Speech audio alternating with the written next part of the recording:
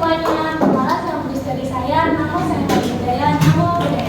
Namo Budaya. Nah, teman-teman, apakah kalian siap untuk jalan-jalan dari Jakarta ke Vienna? Ya. Oke. Nah, kalau kalian siap, kalian siapin dulu tiket kalian. Kalau kalian siap tiket kalian, kita akan naik bersama dari Jakarta ke Vienna.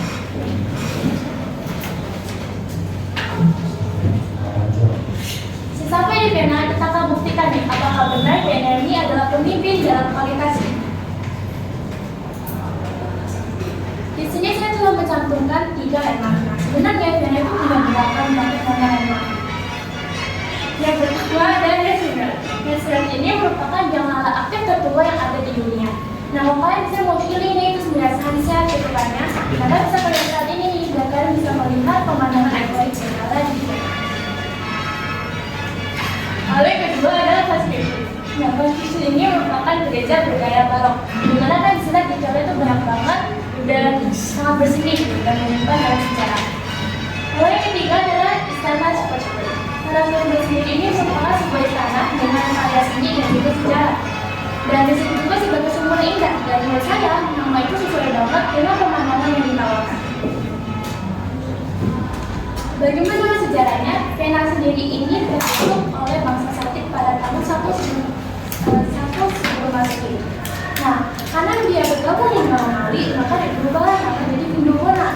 Sedangkan pada abad pertengahan ini, si Vienna ini menjadi pusat bagi si dinasti Habsburg atau dinasti terkuat di Eropa. Dan dia juga disebut sebagai benteng Kristen Eropa. Kenapa? Karena dia berhasil survive dari 2 pemerintahan besar Eropa. Nah, kini Vienna ini menjadi pusat sejarah, seni, dan juga budaya. Nah, mungkin kalian juga bertanya-tanya nih, bagaimana dengan kondisi geografis. Yang pertama, untuk luasnya sendiri sebesar 414,6 km persegi atau 0,6 kali lipat dari luas Jakarta atau sekitar 60%. Meskipun kecil, tapi kualitas budaya, kemudian sosial budaya itu terbilang sangat baik. Nah, untuk kota sendiri di sudut timur laut Austria atau tepatnya di pegunungan kaki. Nah, Vienna ini membentang melintasi Sungai Danube. Sungai Danube juga disebut sebagai Sungai Donau, di mana dia juga ada di Budapest yang merupakan kota di Hungaria. Sungai Donau ini melintasi 10 negara di Eropa. Nah, ini yang mungkin paling kalian tunggu. Ini karakteristik kota sampingnya. Yang pasti dia merupakan ibu kota negara Austria.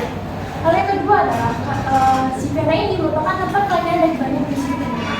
Salah satu dari laboratorium kalian ini itu adalah sebagai Mozart, Beethoven, mereka tuh lahir di sini dan juga berkarya di Vienna, sehingga menjadi kota yang sangat penting bagi pemusik-pemusik dunia.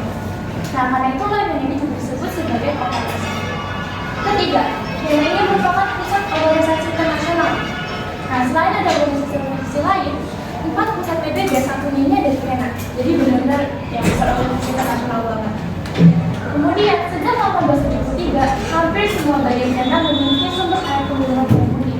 Kenapa? Karena hampir sekitar seluruhnya itu setiap hari itu disuplai dengan air penggunaan. Lalu ada yang kalau coba kita mengenal kosong gitu ya. Kita kenal itu dari Prancis, tapi sebenarnya dia ada di Vienna, dimasaknya di Vienna. Cuma karena dikasihnya kembali Amerika, jadi kita nganggapnya selama ini tuh dari Prancis gitu. Untuk tata ruangnya sendiri, yang pertama ada Strasse atau Jalan Cincin.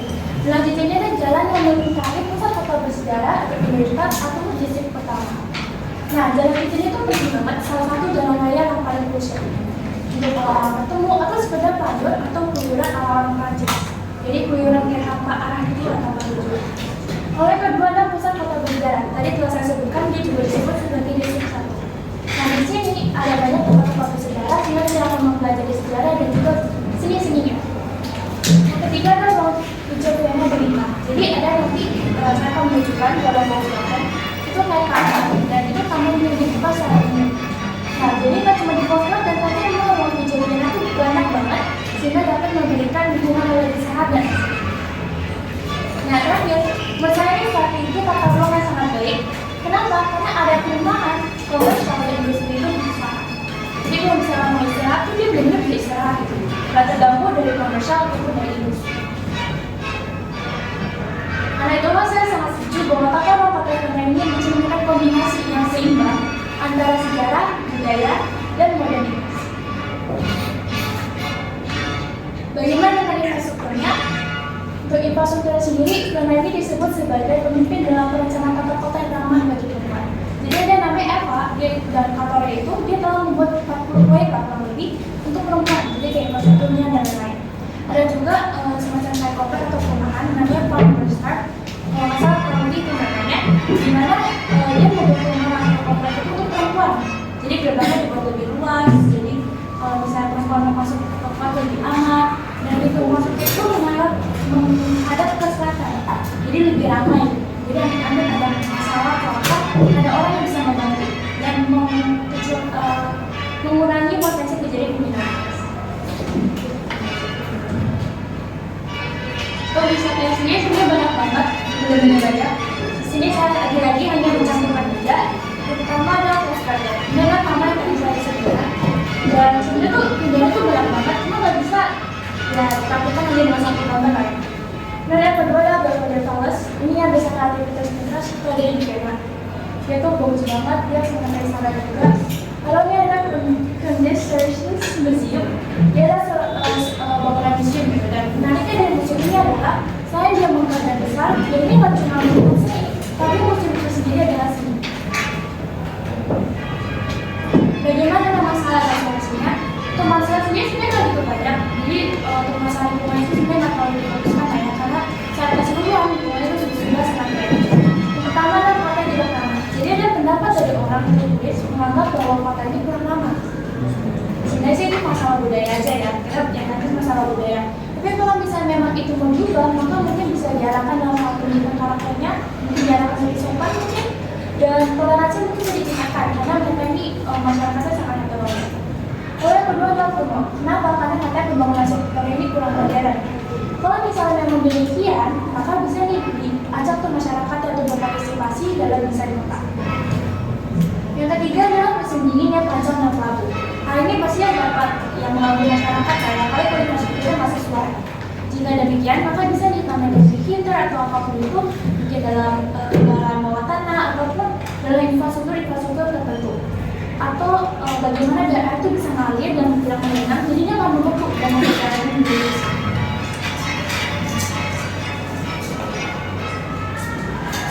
Nah, terakhir kita tentunya harus berkeliling nih ke Vienna, biar kita bisa melihat pemandangan secara lebih luas. Nah, jadi video dan menambahkan harus.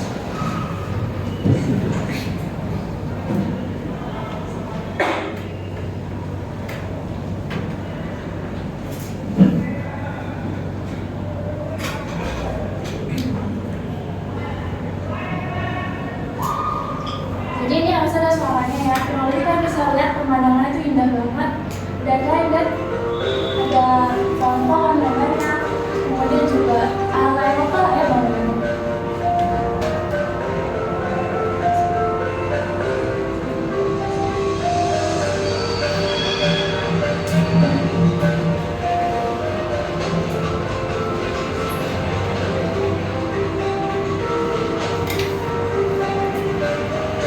Kita bisa lihat pemandangannya indah banget. Kalau kayak kesini tuh kayak berasa jadi kayak putra-putri kerajaan Eropa gitu.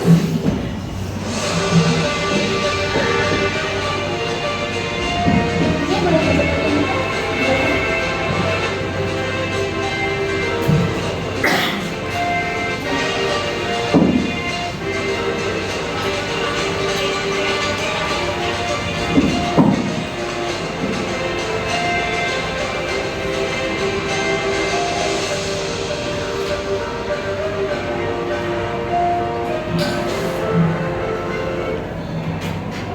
Yes, cukup ya berkelilingnya.